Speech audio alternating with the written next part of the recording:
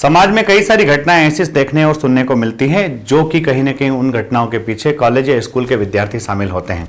जी हाँ, ऐसे युवा जिनकी उम्र 18 वर्ष से कम होती है, कहीं न कहीं उन युवाओं को हम किशोर मानते हैं या फिर उन युवाओं को हम बालक मानते हैं। और जब ये युवा और बालक ऐसे अपराधों के अंदर शामिल होते हैं, ऐसे कार्यों के अंदर शामिल होते हैं जो कि उनके परिवार के द्वारा स्वीकार्य नहीं होते हैं या फिर परिवार के कंट्रोल के बाहर होते हैं या फिर वो कानूनी दृष्टि से गलत होते हैं, ऐसे तमाम अपराधों को हम बाल अपराध या जुवेनाइल डिलिक्वेंसी कहते हैं।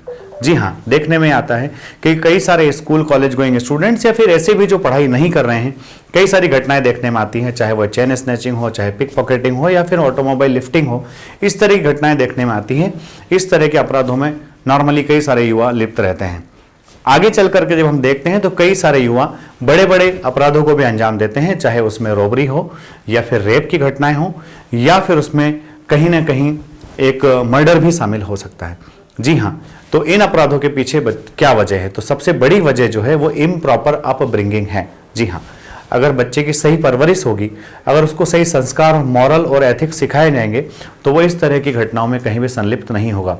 दूसरा देखने में आता है कि जब माता पिता और टीचर्स बच्चों की उपेक्षा करते हैं, बच्चा क्या कर रहा है, उसका ध्यान किन कार्यों में ज़्यादा लग रहा है, अगर उन चीज़ों पर फोकस किया जाए तो बच्चों को वहाँ से हटाया जा सकता है।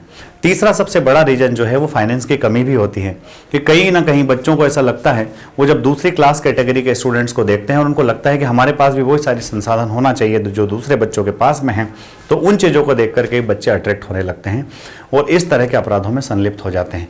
आजकल वेस्टर्न जो कल्चर है उसका इफेक्ट हमारे बच्चों पर होने के कारण, हॉलीवुड मूवीज के कारण या फिर बेलगाम यूट्यूब और पोर्न के कारण बच्चे सेक्सुअल एडवेंचर की तरफ भी जा रहे हैं। इसी कारण से रेप की घटनाएं भी बढ़ रही है।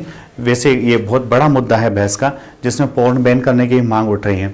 तो कहीं ना कहीं हमारे बच्चे दूसरे बच्चों से या दूसरी चीज़ों से प्रभावित होकर के यही सारी चीज़ें करते हैं। कहीं ना कहीं वो अश्लील साहित्य पढ़ते हैं और उस अश्लील साहित्य के कारण भी वो गलत प्रवृत्ति की तरफ झुक जाते हैं या गलत प्रवृत्तियों की तरफ उनका भटकाव हो जाता है। अब इन स्टूडेंट्स को या इन बालकों को, हमारे बालकों को क्या सजा दी जाए या समझाइश दी जाए? जी हाँ, तो अगर वो बच्चा ऐसा है, जनरली इन बच्चों को बाल अपराध की श्रेणी में रखा इसलिए जाता है क्योंकि ये सारे काम वो एक तरह से उनकी कम समझ या कम विवेक के कारण करते हैं। अगर उनके अंदर समझ अच्छी होती, विवेक अच्छा होता, तो ये सारे कार्य शायद नहीं कर रहे होते।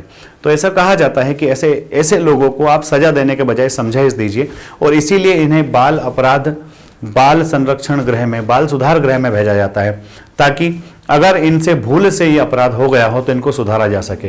किंतु कई सारे अपराधी ऐसे भी होते हैं जो आत्मदन अपराधी होते हैं। आप ऐसा भी देख सकते हैं कि एक ऐसा लड़का है जो बहुत तेज स्कूटर चलाता है, बार बार समझाइश देने के बावजूद भी अगर वो नहीं समझता है और उसके द्वारा कोई एक्सीडेंट में किसी की डेथ हो जाती है तो फिर ऐसे लोगों के लिए सजा का प्रावधान भी होता है। क्यों?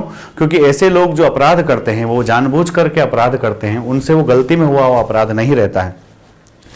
इस समस्या को, बाल अपराध को कैसे संभाला जाए, इसको सुधारा कैसे जाए? तो जी हाँ, इसके अंदर सबसे मेन फोकस कि बच्चों को कैसे इन चीज़ों से दूर रखा जाए, तो उसमें सबसे पहला जो कर्तव्य है वो माता पिता का, परिवार का। आज हम देख रहे हैं मेट्रोपॉलिटन सिटीज़ में माता पिता के पास, जो कि वर्किंग पेरेंट्स हैं, जिनके पास काम ही इतना है कि वो बच्चों की परवरिश नहीं कर पा रहे हैं, बच्चों की देखभाल नहीं कर पा रहे हैं और काम के साथ साथ उनको पार्टीज़ में भी जाना है। तो वो एक बड़ा विषय हो रहा है, उनको यही नहीं पता हो रहा है कि हमारे बच्चे आखिरकार क्या कर रहे हैं। दूसरा, जॉइंट फैमिली सिस्टम जब होता था तो बच्चे पर कोई ना कोई व्यक्ति नज़र रखने वाला होता ही था। आज न्यूक्लियर फैमिली है, आज परिवार में बहुत कम लोग हैं, तो वो सारी चीज़ें आप वहाँ ध्यान नहीं रख पाते हैं। तीसरा, जो बेलगाम इंटरनेट एक्सेस बच्चों के पास में है कि जब बच्चा अपनी डिवाइस के साथ में उसको समय गुजारना होता है तो फिर वो भटकते भटकते कहाँ से कहाँ पहुँच जाता है वो हमें पता ही नहीं चलता। और चौथा कि ऐसा कहा जाता है कि क्राइम के साथ ही क्राइम पैदा हो जाता है।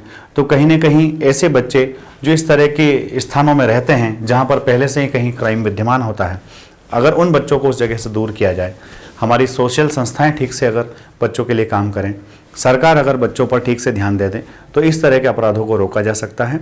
अगर आपको वीडियो अच्छा लगा है तो लाइक, शेयर और सब्सक्राइब करना ना भूलें। जय हिंद, जय भारत, इंकलाब।